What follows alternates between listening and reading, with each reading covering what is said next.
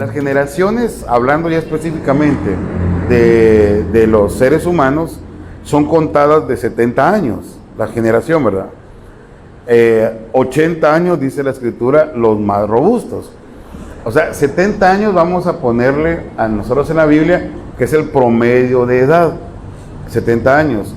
De esa cuenta es que cuando la escritura dice que cuando floreció la higuera, floreció, y dice, esta generación no pasará, ¿sí? No pasará cuando vean florecer la higuera.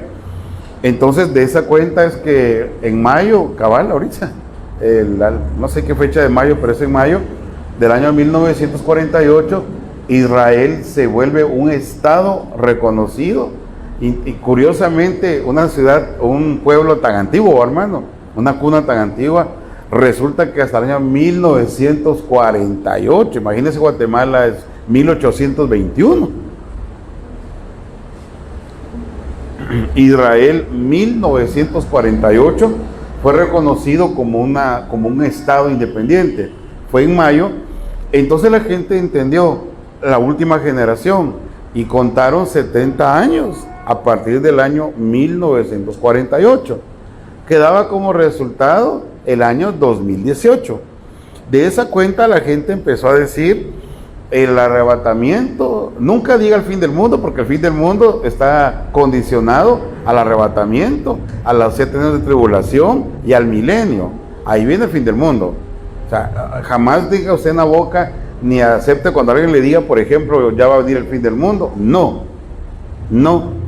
Son 3 acontecimientos diferentes. El arrebatamiento es el primero que desencadena todo, 7 años de tribulación, ¿ya? Y 1000 años, ya un milenio, donde Jesucristo va a regir con vara de hierro. Ahorita el Señor Jesús rige con cayado, ya que son cosas, acuérdense que el pastor tiene vara y cayado. Digamos, el Señor Jesús rige ahora sobre los cristianos con cayado. Él es el buen pastor. Y en el milenio Él va a regir con vara de hierro. O sea, ¿eso qué quiere decir? Que es un reino que viene a ponerse sobre la tierra independientemente que los incrédulos lo reconozcan o no. Y después del milenio, ahí sí viene el fin de todas las cosas. Ahí sí. Fin del mundo no hay. Ahorita no. Ni lo va a ver usted seguramente, ni sus hijos, ni los hijos de sus hijos, no lo van a ver. El fin del mundo.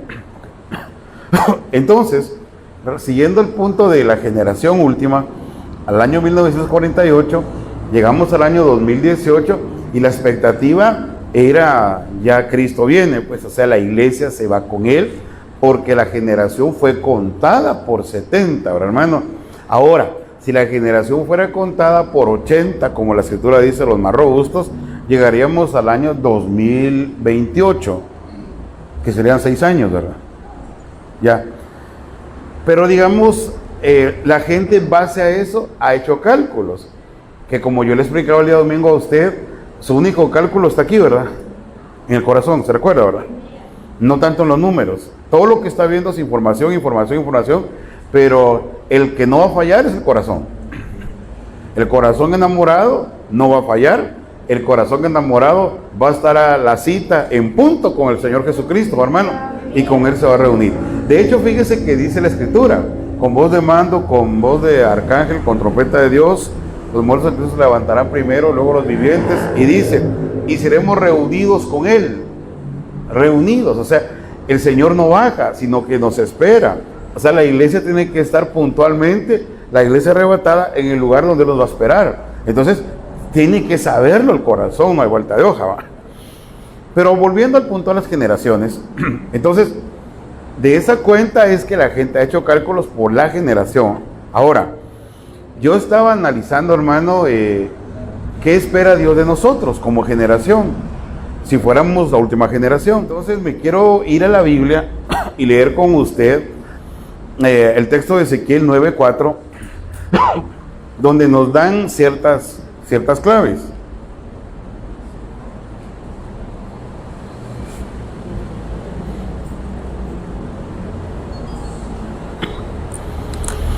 Entonces dice Ezequiel 9:4, y el Señor le dijo, ahí le voy a explicar a quién le dijo, pasa por en medio de la ciudad, aquí hay una generación, porque le estaba explicando, digamos, el gen, digamos, que define a una raza. Y el Señor le dijo, pasa por en medio de la ciudad, por en medio de Jerusalén, y pongo una señal, que fue lo que usted mira que yo marco, en la frente de los hombres. No cualquier hombre, eso póngale atención, no es que pasa sellando a cualquier persona, sino que dice a los hombres que gimen, o sea, que tienen un ay, digamos, ¿verdad? Una manifestación de dolor, y se lamentan por todas las abominaciones que se cometen en medio de ella, en medio de la ciudad. Va. ¿Quién es el que marca aquí, ahora, hermano? Fíjese que si usted lee los versos anteriores, el que marca es un escriba. Ya. ¿Y quién es un escriba? Pues el escriba era uno de los 3 grupos del Antiguo Testamento que enseñaban. Enseñaban sacerdotes, enseñaban profetas, enseñaban escribas. Ellos eran digamos, los 3 grupos autorizados por Dios en el Antiguo Testamento para enseñar. Un escriba, si usted lee los versos anteriores, el verso 3, 2, si usted lo lee, se va a dar cuenta, léalo alguien conmigo, se va a dar cuenta que dice que este escriba cargaba una bolsita de escribano colgada. Léame alguien, solo confirme lo que le estoy diciendo, por favor. Verso 3 o 2, creo yo.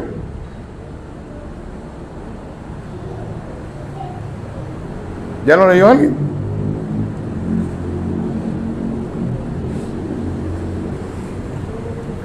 ¿Ya lo leyó alguien, hermanos?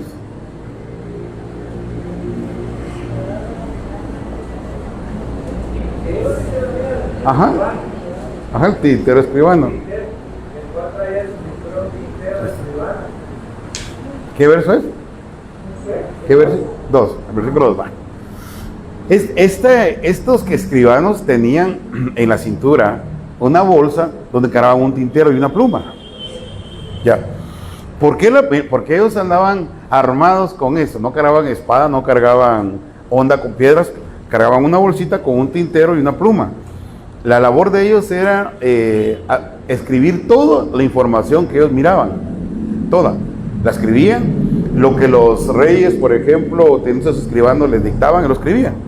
Entonces, ellos formaban registros, de tal manera que así como cuando un rey mandaba a llamar, como aquel Mardoqueo, se recuerda, léeme todo, ¿verdad? Y empieza, en tal fecha, tal hora, tal día, dice, al rey lo quisieron, o le hicieron un atentado, dice, pero el judío Mardoqueo, dice, ¿verdad? Y entonces el rey se recuerda, ¿y qué hicieron con él? Y usted conoce la historia. Entonces ellos tenían que tener datos, digamos, datos de todas las cosas, y obviamente el escriba lo que iba a hacer en este tiempo era empezar a llenar datos de aquellas personas que eran diferentes a las demás personas de su tiempo. Y entonces, como ellos cargaban la pluma y el tintero, ellos iban a escribir, fíjese, en la frente de las personas la letra Tau, que es una especie de cruz. Por eso es que iba a ser un sello que iba a ser puesto con tinta. ¿Ya? Entonces, por ejemplo, en esa ciudad, en ese tiempo que habla la Biblia, que es este tiempo, iban a haber abominaciones tremendas, porque ahí dice abominaciones, y yo le he dicho a usted, habría que entender qué es un pecado y qué es una abominación, que son cosas diferentes, ¿ya? Porque no todo es abominación. Si usted se va, por ejemplo, a Levítico o a Deuteronomio, ahí habla de muchas abominaciones que son las que el Señor totalmente aborrece, ¿verdad? Y no es que el pecado lo acepte, pero hay abominaciones. Por ejemplo, le podría decir, abominación para el Señor es el hombre que se acuesta con hombre, o mujer con mujer. Eso fíjese pues, no es lo mismo decir una transgresión, un pecado, que algo que es abominable, porque no solo es pecado, sino que va en contra de la naturaleza, y por eso se vuelve abominación. O el Señor vio como abominación a quienes, a los que practican brujería o consultan muertos, O el Señor vio como abominación a los padres que hacían pasar a sus hijos recién nacidos, a entregarlos a dioses paganos para recibir un favor. Le estoy diciendo, por ejemplo, 3 cosas que habla la Biblia en Deuteronomio. La brujería, los que consultaban a los muertos, a los que hacían pasar a sus hijos por el fuego de sacrificio, y a los que tenían relaciones contra la naturaleza. Llámese hombre con hombre, mujer con mujer, hombre con animal. Porque eso también sucedía. Entonces, lo que sucedía aquí entonces, dice que hay una generación, según lo entendemos aquí, que iba a estar practicando abominaciones. Y que entonces iban a haber entre esta generación quienes no estuvieran de acuerdo con ese tipo de prácticas, que no estuvieran de acuerdo con ese tipo de situaciones que se daban. Entonces ellos hacían lamentación por eso, ¿verdad? Clamaban y se lamentaban por lo que estaban haciendo. Entonces venía el escribano y como él cargaba su tintero y su pluma, entonces él miraba, por ejemplo, voy a poner un ejemplo, pasaba por la iglesia de Judá, el escribano, a la hora de la adoración, y empezaba a ver quién estaba adorando, y llegaba y le ponía el ataúd, y miraba a otro que no, a otro que sí, y cuando terminaba la adoración, resultaba que habían 10 que estaban marcados, los demás no, porque aunque no estaban adorando. ¿Me voy a entender? Entonces aquí lo que están marcando es a las personas que no estaban de acuerdo con las abominaciones que se estaban cometiendo. Esto nos enseña algo. Nos enseña en primer lugar que la marca para sacar a esas personas del mal que venía era un ataúd. Y el ataúd es la letra 22, que estamos hablando del año 22. Por eso es que he hablado yo, hermano, según yo entiendo la Biblia y según la revelación que Dios me da a mí para usted, porque no me va a dar a mí revelación Dios para una gente de fuera, sino para usted. La revelación que yo entiendo de Dios para la iglesia de Judá es que el año 22 es determinante para usted y para mí, porque en el año 22 quedamos marcados como personas que vamos a ser sacadas de los juicios que vendrán sobre la tierra. Ahí viene el problema, ahí tenemos el primer problema. Yo le dije, no sé cuándo le dije hace unos días, pregúntese si usted está mejor hoy como cristiano que lo que estaba hace un año, que lo que estaba hace 6 meses. Si usted involucionó, usted enfrenta un grave problema. Porque a usted no lo marcan por estar sentado en la iglesia, sino lo marcan por la actitud que usted tenga. Porque el que esté en la iglesia, pues es ganancia. Usted está recibiendo algo que el que no vino no está recibiendo. Pero no se confunda, hermano, no se confunda. Porque si nos vamos a Apocalipsis, cuando la Escritura dice que hay que medir a aquellos que adoran, ¿se recuerda? Dice que los que están adorando dentro, pero dice, no midan a los que están en el atrio. Ellos estaban, digamos, cerca del templo. Porque hay gente que puede estar, pero no necesariamente de una actitud correcta. Entonces, ahí viene un problema, ¿verdad? Que cuesta trabajo explicar y cuesta trabajo entender. ¿Por qué usted que recibe la palabra y que está sabido de que el Señor está marcando y que este año, por ser la señal que está ahí, porque si usted tiene concordancia Strong y abre esa palabra y pone en la concordancia señal, le va a aparecer la palabra Tau. No le va a aparecer marca como tal, sino le va a aparecer Tau, que es la letra 22. Y fíjese qué tremendo es esto. Fíjese qué tremendo. ¿Por qué? Porque lo que estamos viendo en estos últimos años es un repunte de abominaciones. Mire, pues, ¿cómo se podría ver, por ejemplo, la abominación de aquellos que hacen pasar a los hijos por el fuego? Muy simple. ¿En qué? En la autorización para cometer abortos. Porque, mire, hermano, mire, pues, ¿por qué tendría las mujeres de este tiempo que matar a un niño, a una vida, pero no lo que voy a decir, va, por una calentura de ellas? ¿Por qué? ¿Por qué venir y querer tapar algo para que la gente no se dé cuenta y matar una vida? Y dígale, es que no, porque ahí todavía no es un ser vivo. Desde el momento que se une el esperma como con el óvulo, en ese punto entra un espíritu. Y ahí hay vida. Si no hubiera vida, ¿por qué se reproducen, por qué se multiplican las células? Y empiezan a informar cómo va a ser el ser, si no hubiera vida. Y sin embargo, usted se da cuenta, en el mundo, manifestando en señal de que aprueben esas leyes. Si usted se da cuenta, la gente, hermano, a las mujeres violentas, usted no vio en el Día de la Mujer las tonterías que estaban haciendo aquí mismo, rompiendo vidrios, pintando persianas, rompiendo cosas, o sea, mujeres. No hombres, o sea, conmemorando el Día de la Mujer, imagínense ustedes. Y cuando manifestaban en pro del aborto, olvídese, prendiéndole fuego a buses en unos países, con palos, hermano, con bates, con tubos, o sea, las mujeres pidiendo que pudieran, aprobar la ley del aborto. Va, entonces, ahí viene el problema, ¿verdad? Nosotros como cristianos, ¿qué debemos hacer?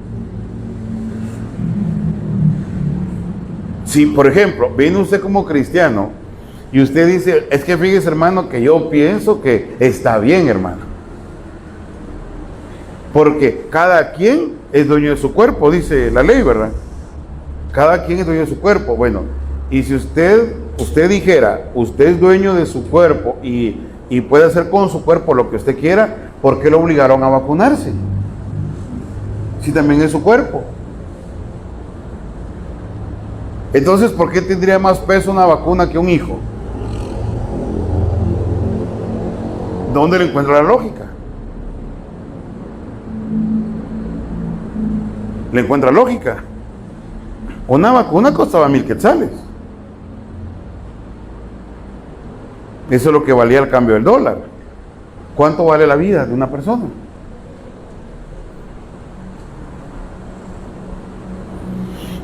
Entonces, se levantó esa abominación, se levantó otra, la identidad de género. ¿Sabe usted, hermano? ¿Sabe usted que los juguetes que van a venir ya no tienen género? Las muñecas y los muñecos. ¿Sabe usted que los van a vender para que el niño o la niña hagan con su muñeco lo que quieran? Ponerle vestido o ponerle a la muñeca pantalones. ¿Sabe usted eso? ¿Sabe usted que hay países donde no obligan a los niños a llevar pantalón, sino que pueden llevar falda al colegio?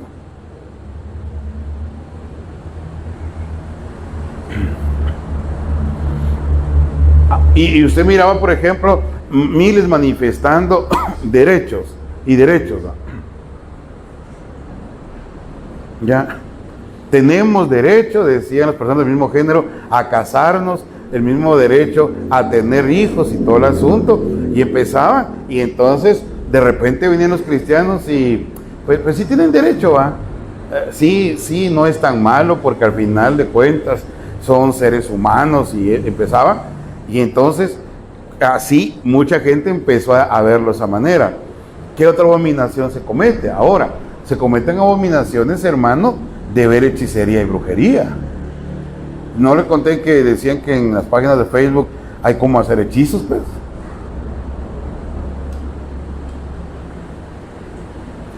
Perdone. O aquel, dice la Biblia, que pretende consultar a los muertos. Eso en la Biblia se llaman mediums.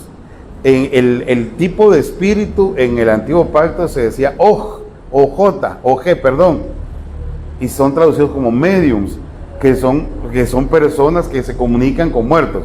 Entonces, yo le pregunto, ¿por qué habría un cristiano que se pone a hablar con el ser que se murió de su familiar? ¿Por qué? Se le murió alguien, no sé, cercano, y usted habla con él. Es que él me cuida.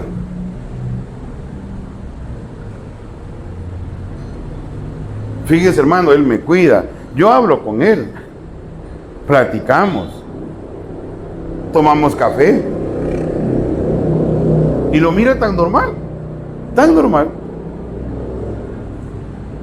Y entonces, y empezar a ver de ese tipo de abominaciones tan normales, hace que el cristiano sea descalificado. ¿Ya? Porque aquí la Biblia dice claramente que pongan un ataúd a aquellos, dice, que se lamentan, que claman, dice, por las abominaciones que se cometen en medio de la ciudad, o sea, en medio de una generación. Entonces, dicho sea de paso, aquí hay un buen argumento para que nosotros nos pongamos a pensar el tiempo que estamos viviendo. Tau, letra 22, esa es la marca que ponen. Otra cosa interesante es que, fíjese bien pues, oiga lo que le voy a decir, por eso le dije, son datos, apúntelos. Los escribas enseñaban, le dije yo, ¿verdad? Le dije sacerdotes, profetas y escribas. Ok, ahora escucha lo que le voy a decir pues. Si uno que enseña es el que marca la frente a la persona, pregúntese usted, o ahí sí que autoexamínese. ¿No es importante que usted sea enseñado? ¿Ah? Es importante. ¿Y qué piensa usted? A toda la gente le gusta ser enseñada. Y entonces, si la persona no es enseñada, yo le pregunto, ¿qué posibilidades tiene de ser marcado? Es tiempo que se arrepienta y es tiempo que se ponga a pensar, hermano amado, de que este año el Señor, aunque usted no lo quiera creer, porque si usted no lo cree, no es que no vaya a pasar. Si usted no lo cree, no lo va a recibir, pero eso no quiere decir que no pase. Como la gente que dice, yo no creo que el Señor venga, pues si usted no lo cree, no es que no vaya a venir. Él va a venir y no se va a ir usted, que es diferente.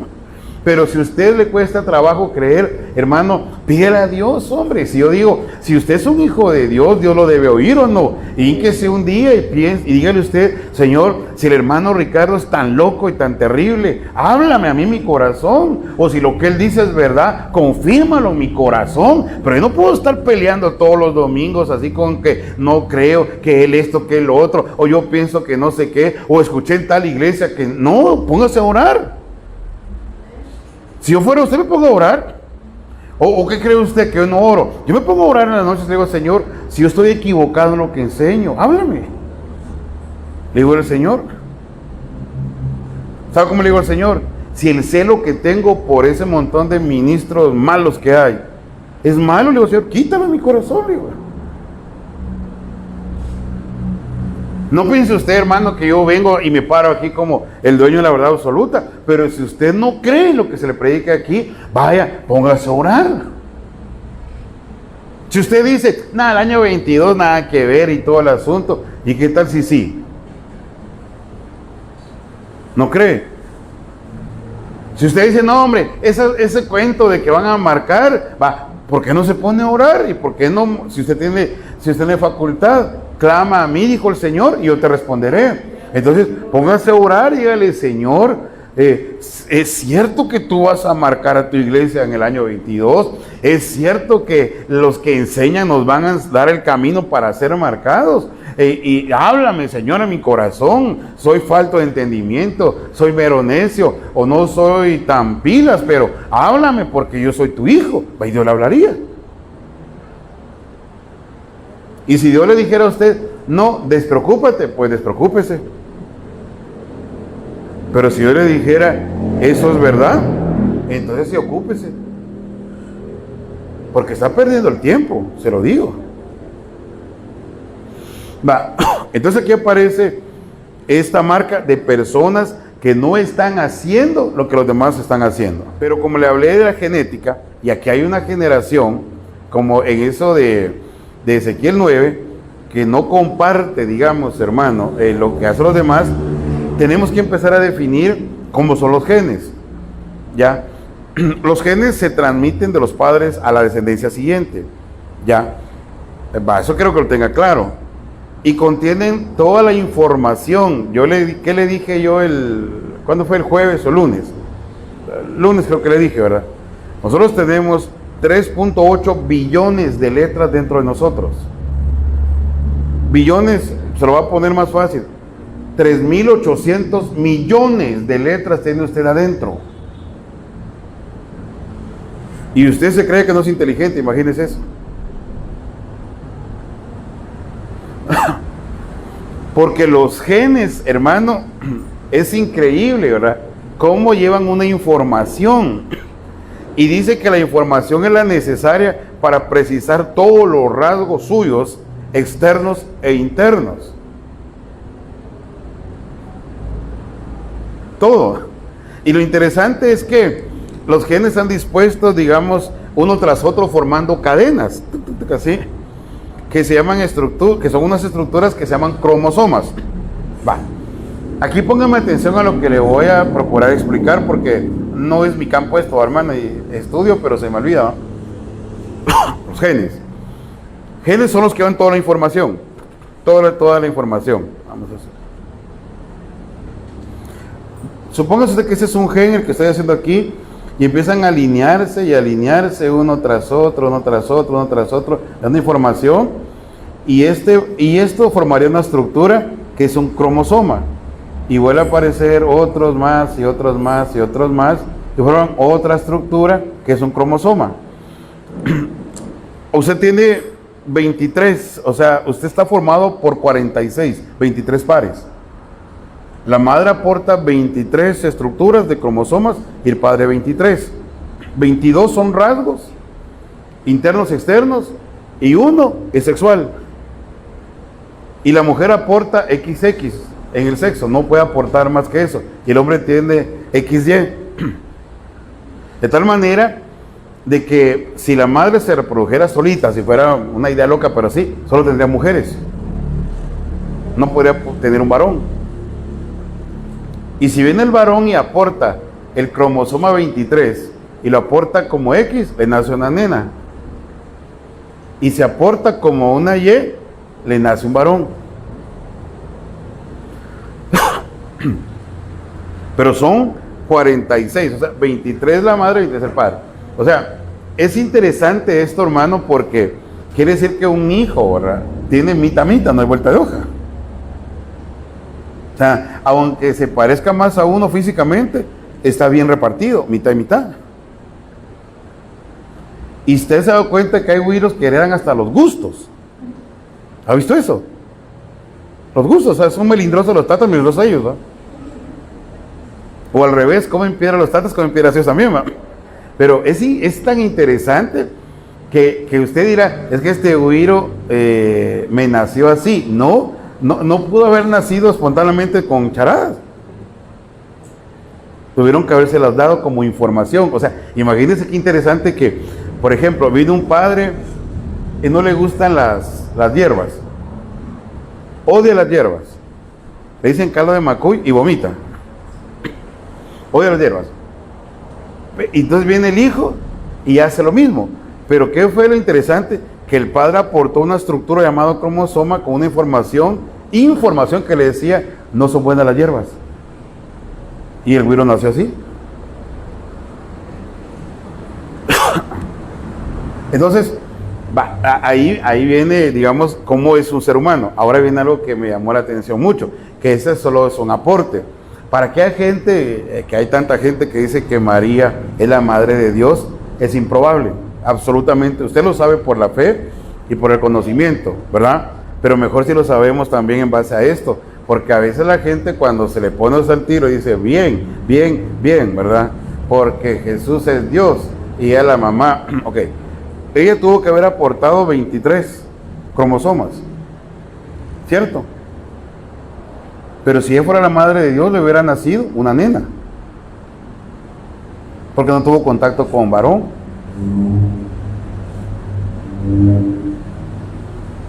Entonces, si María, porque acuérdese que después María tiene hijos e hijas,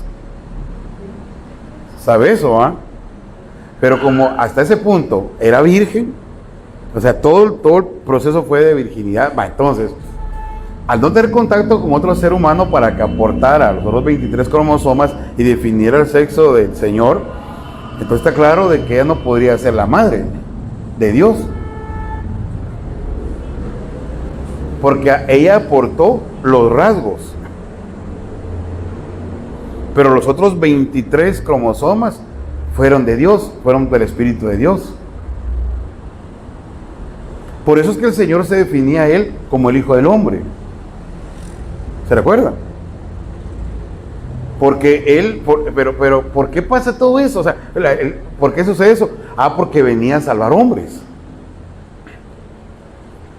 Entonces, no podía ser humano, porque ahí sí sería totalmente humano, porque entonces María sería la madre del ser humano enteramente, y no podía ser Dios totalmente porque tenía que venir a salvar humanos. Entonces, cuando María viene y hacen esa unión, digamos, por eso dice, y el Espíritu Santo cubrió. Ya, Él cubre, ¿va? Y entonces, como estaba decidido por Dios que era un varón, obviamente, entonces el Dios poderoso pone ahí su mano y hace entonces eso, ¿verdad? Esa mezcla. Entonces María aporta los rasgos de Él, pero jamás de los jamases, jamás podría ser la madre de Dios, jamás. Eso ofende a muchos católicos, hermano, pero jamás podría ser, ¿verdad?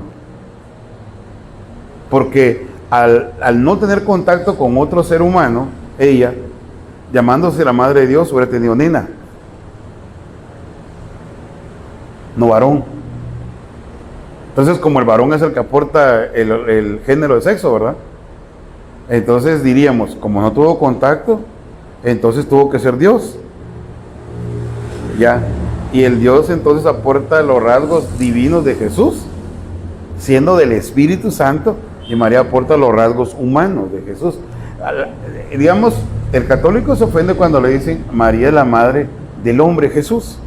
¡Ay! Y es como que les hubieran dicho la peor de las groserías, ¿no? Pero es que hay otra lógica muy simple. ¿Quién existió primero, hermanos? ¿María o Jesucristo? ¿Ah? ¿Quién existió primero? Y si él existió primero, ¿cómo podría ser ella la madre de alguien que existió antes que ella?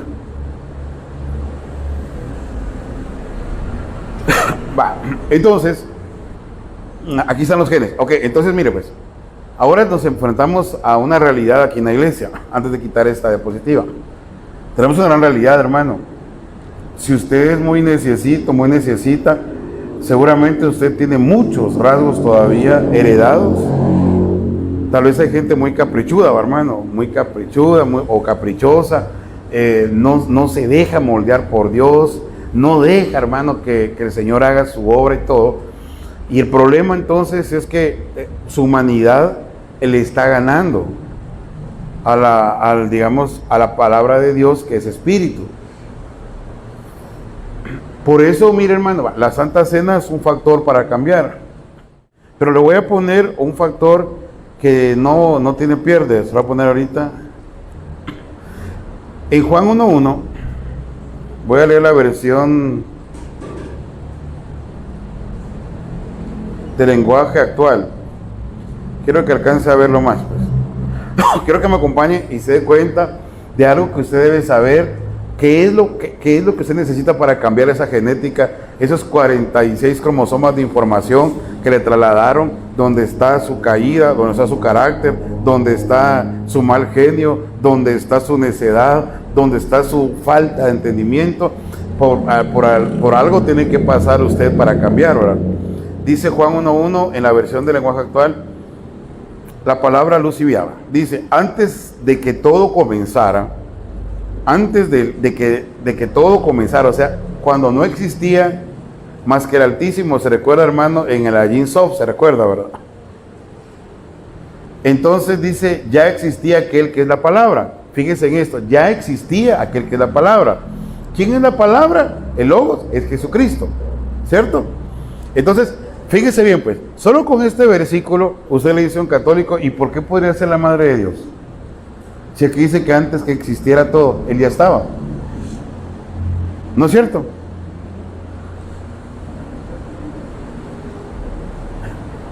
Y dice, pero fíjense, la versión esa dice, ya existía aquel que es la palabra. Oiga bien, aquel que es la palabra, Jesús. La palabra estaba con Dios y la palabra era Dios. ¿De quién está hablando? De Jesús.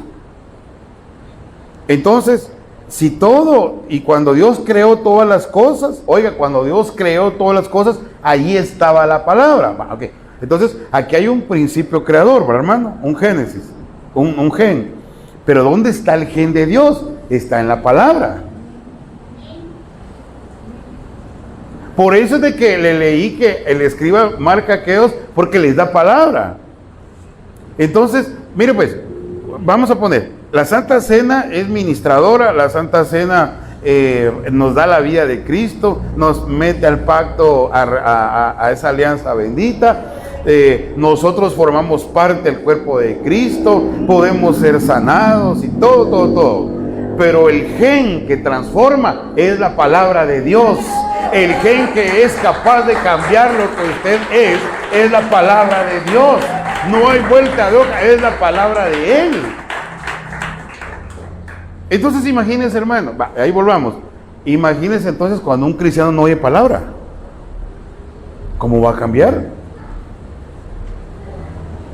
Cuando un cristiano, hermano, no entiende, por eso los discipulados están hablando de los terrenos, hermanos, y están hablando porque hablamos de los discipulados, fíjese pues, los terrenos, Mateo 13, ¿verdad? Uno cae a la orilla del camino, otro cae entre piedras, ¿verdad? Y el otro no tiene raíces profundas, ¿verdad, hermano? Pero fíjense que es interesante decir a los hermanos cómo el diablo está ocupado, hermano, de que usted no oiga palabra. ¿Y sabe por qué está ocupado el diablo para que no oiga palabra? Porque la palabra es el gen de Dios.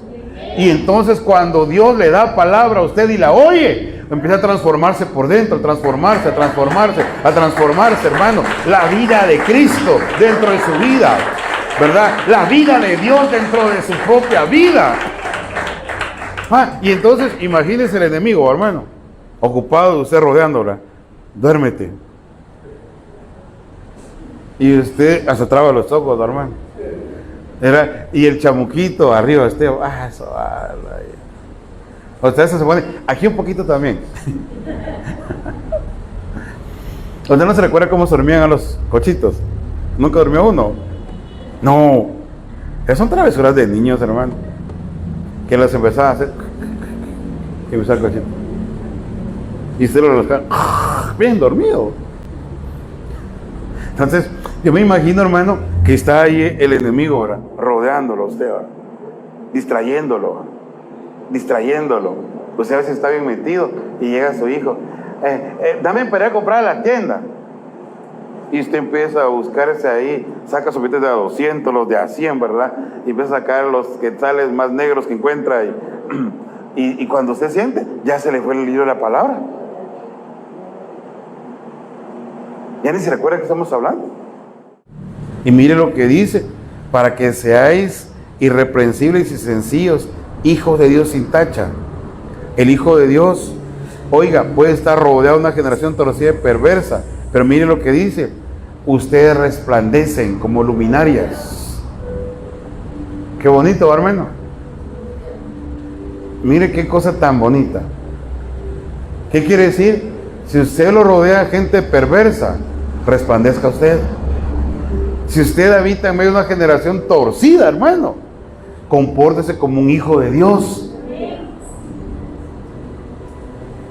No, porque en mi casa se juntan todos, hermano, ni los invito y todos caen, y les gusta chupar, y les gusta hacer, usted es diferente, compórtese como un hijo de Dios, hermano. El Señor lo sacó de las tinieblas, lo puso para alumbrar a los que están perdidos, hermano.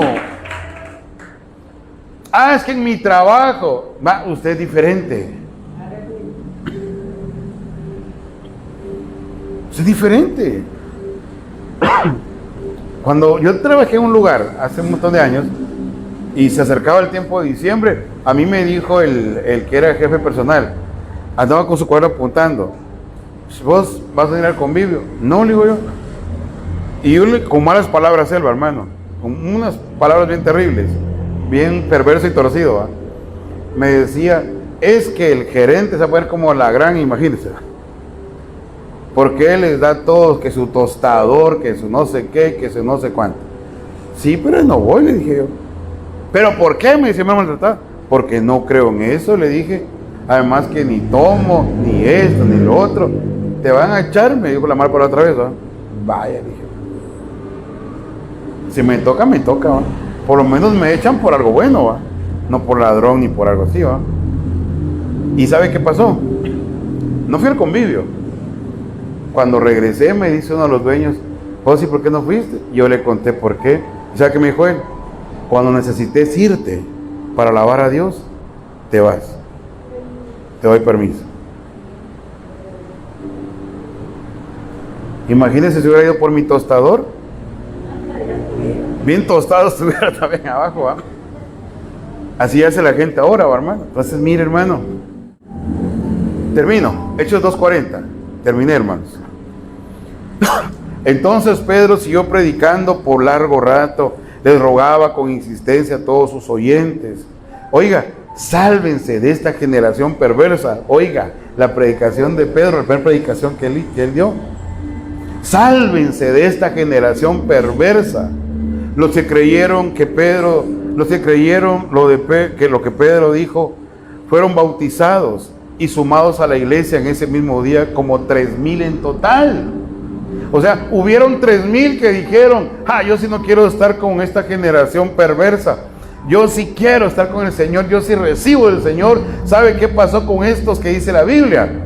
Oyeron la genética de Dios por la palabra que les fue predicada, y esa genética entró, hermano, y decidieron ellos ser salvos y fueron bautizados. Escuche, como 3,000 personas fueron bautizadas. Pero entonces el clamor, ¿sabe cuál es en esta hora? Salvémonos de esta generación que está torcida, hermano. No sea igual que todos. Entonces, póngase de pie. También a nuestros hermanos que estuvieron conectados con nosotros.